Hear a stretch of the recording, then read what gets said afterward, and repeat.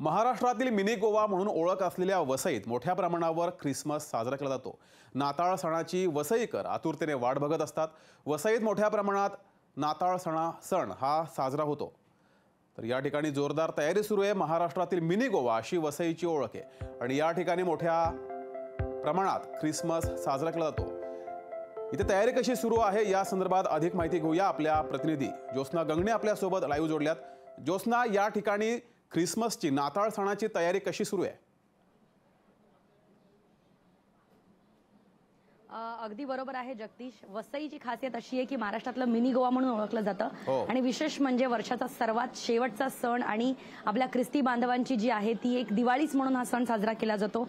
आपण वसईच्या एका कुटुंब परिवार त्यांच्याकडे आलेलो आहोत आणि आपण माहिती आहे की वसईचं कोकरमवाडी हे खूप प्रसिद्ध असं ठिकाण आहे आणि या ठिकाणी तयारी जी आहे ती मोठ्या संख्येनं मोठ्या प्रमाणात जी आहे ती सुरू केलेली आहे। विशेष म्हणजे नाताळाच्या दिवशी बनवले जाणारे मग गोड पदार्थ असो किंवा मग सजावटीचं सामान असो, संपूर्ण तयारी जी आहे ती मोठ्या प्रमाणात करण्यात आलेली आहे आणि कोकरमवाडी परिवार जे आहेत आपण त्यांच्याशी बोलणार आहोत कारण खूप सुंदर अशी सजावट त्यांनी त्यांच्या घराला केलेली आहे। सर, काय सांगाल? पहिली गोष्ट म्हणजे अतिशय सुंदर सजावट केलेली आहे। कधीपासून ही सजावटीची सुरुवात होती आणि किती दिवस लागले आणि काय काय तयारी केली? ओके, तर कोकरमवाडी गावातर्फे आपल्या सर्वांचे स्वागत आहे। आमच्या क्रीप बघण्यासाठी आपण सगळेजण येऊ शकता। आता संध्याकाळी आमच्या क्रीपची ओपनिंग झालेली आहे। हा क्रीप बनवण्यासाठी आम्ही 6 महिने अगोदरपासून तयारी केलेली आहे कारण दिस टाइम आम्हाला एकदम परफेक्शनमध्ये जायचं होतं।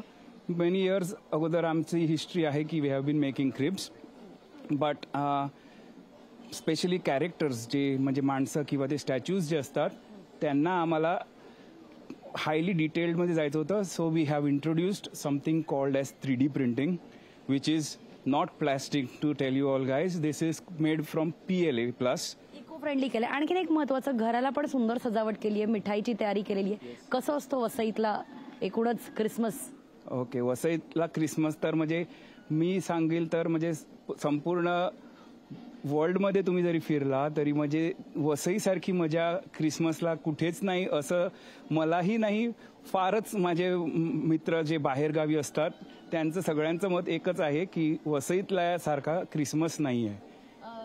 मॅडम, तुम्ही काय सांगाल की खूप असे मस्त मस्त पदार्थ बनवलेत, विशेष म्हणजे वसईतले कोणते असे पदार्थ खास नाताळाच्या निमित्ताने बनवले जातात? वसईमध्ये ऍक्च्युली खूप काही पदार्थ बनवले जातात, बट व्हेरी कॉमन इज करंजा। करंजा म्हणजे every door to door, like without करंजी क्रिसमस आपण सांगूच नाही शकत। म्हणजे प्रत्येकाच्या घरी करंजा असतातच असतात, without that there is no Christmas. आणि आणखीन कोणकोणते पदार्थ बनवलेत? खास करून केक एक speciality, date and walnut cake, rum cake, plum cake, wine cake, specialities of Christmas. आणखीन काही ख्रिस्ती बांधव आहेत आपल्यासोबत। काय सांगाल की आजचा दिवस, क्रिसमसचे दिवस किती महत्त्वाचे असतात? पहिलं महत्त्वाचं म्हणजे म्हणायचं म्हणजे जीसस क्राइस्टचा जन्म, तो जन्मला 25 डिसेंबरला आणि तोच आमचा कॅथलिकचा क्रिसमस, म्हणजे ते मेन इम्पॉर्टन्स आहे।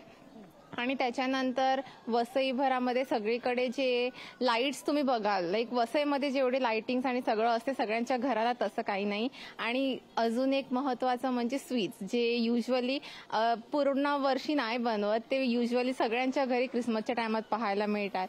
ते सगळं हे सर्व मला वाटते की खूप इम्पॉर्टन्स आहे क्रिसमसचं।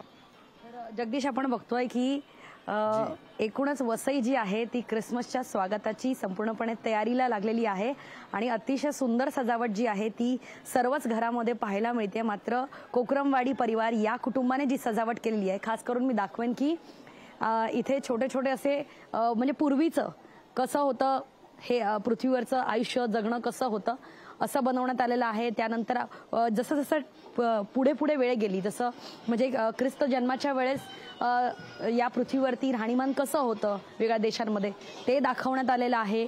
त्याच्यानंतर मध्य भाग जो आहे म्हणजे ख्रिस्त जन्मानंतर आपण कसे राहत होतो ते दाखवण्यात आलेलं आहे। अतिशय सुंदर अशी सजावट आणि खास करून हे जे बनवण्यात आलेलं आहे की ख्रिस्त जन्माच्या पूर्वीचं, नंतर मध्य काळ की आपले वेगवेगळे कामं जे आपण करत होतो, मग फळांचं दुकान, भाजीचं दुकान, नॉनव्हेजचं दुकान किंवा आपण बघतोय की लाकडाचा बिझनेस लोक करायचे, वेगळा बिझनेस करायचे, त्यानंतर कशी गावं उभं राहिली?